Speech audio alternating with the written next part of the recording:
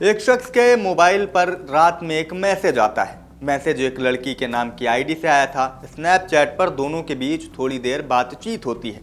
यही बातचीत धीरे धीरे आगे बढ़ती है और दोनों के बीच दोस्ती में बदल जाती है। ये दोस्ती प्यार में और फिर बात पहुंच जाती है शादी तक। इसके बाद वो लड़की उससे अपनी समस्याएं बताती है, अपनी कई बातें और परेशानियां बताती हैं और धीरे धीरे उससे कुछ रुपयों की भी मांग करती है।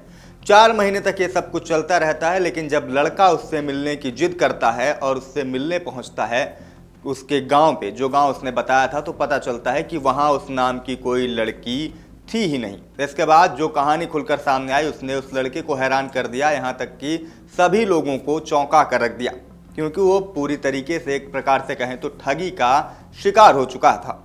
क्या है पूरा मामला, आपको विस्तार से बताते हैं। नमस्कार, अमर उजाला देख रहे हैं आप, मैं हूं आपके साथ शिवम द्विवेदी। ये पूरा घटनाक्रम छत्तीसगढ़ की राजधानी रायपुर का है, जहां बिलासपुर का घनश्याम साहू रायपुर के मोवा इलाके की एक अस्पताल में काम करता है। वो वहीं उसी अस्पताल की हॉस्टल में रहता भी है।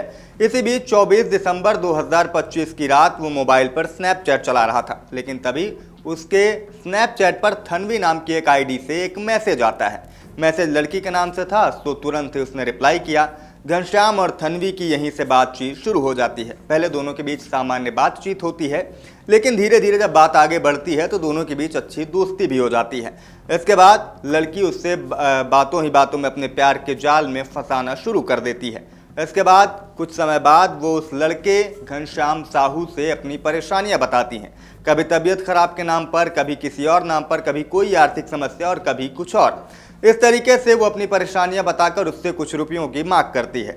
अब चूंकि वो लड़का उसके जाल में पूरी तरीके से फंस चुका था और उस पर काफ़ी भरोसा कर रहा था, ऐसे में वो उसे रुपए देना शुरू कर देता है। ऐसे ही करके थोड़े थोड़े करके 4 महीने के भीतर उस थनवी नाम की लड़की ने घनश्याम साहू से 65,000 से अधिक रुपए ट्रांसफ़र करवा लिए। हर बार वो मोबाइल पर अपनी समस्याएं बताती और फिर घनश्याम साहू उसकी समस्याओं को देखते हुए उसे पैसे ट्रांसफ़र कर देता था। लेकिन अब घनश्याम साहू को धीरे धीरे शक होना शुरू हो जाता है। इसके बाद वो उस लड़की थनवी से मिलने की जिद करता है। पहले तो वो नानुकुर करती है और मना कर देती है। हालांकि उसने पहले अपना नाम और जगह बताई थी कि वो गरियाबंद की रहने वाली है। गांव का नाम भी उसे पहले बताया गया था। जिसके बाद जब वो नानुकुर करती है तो लड़का 4 महीने बातचीत करने के बाद और 65,000 रुपये उस पर लुटाने के बाद उससे मिलने के लिए गरियाबंद के उस गांव में पहुंच जाता है, जहां का उसे पता उस लड़की ने पहले बताया था। जब वो वहां जाकर पूछताछ करता है तो उसके पैरों तले जमीन खिसक जाती है। पता चलता है कि जिस लड़की से वो पिछले 4 महीने से बातचीत कर रहा था, जिस लड़की को उसने 65,000 रुपये दे दिए, जिस लड़की ने उसे शादी के सपने तक दिखाए, दरअसल उस नाम की कोई लड़की वहां है ही नहीं। इसके बाद सामने आता है एक चौंकाने वाला सच।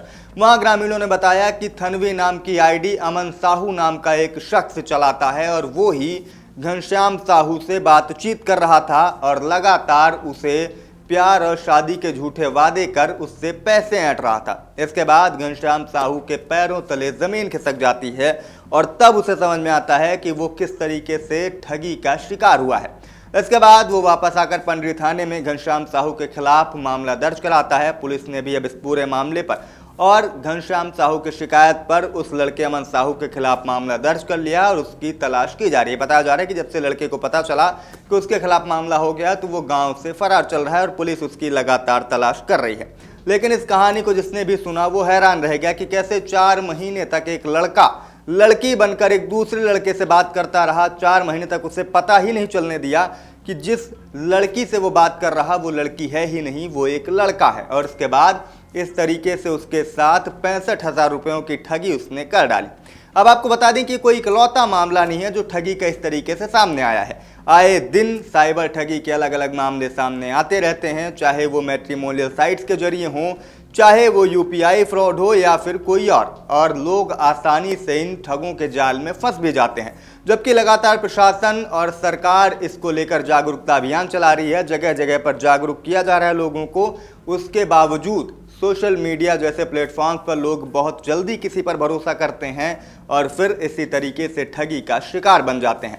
फिलहाल ये पूरा घटनाक्रम न सिर्फ रायपुर बल्कि पूरे छत्तीसगढ़ में सुर्खियों में बना हुआ है और लोग अब एक बार फिर साइबर सुरक्षा को लेकर अपनी चिंता जाहिर कर रहे हैं। क्या कहेंगे इस पूरे मामले पर, ठगी के इस पूरे घटनाक्रम पर कमेंट करके हमें जरूर बताइएगा।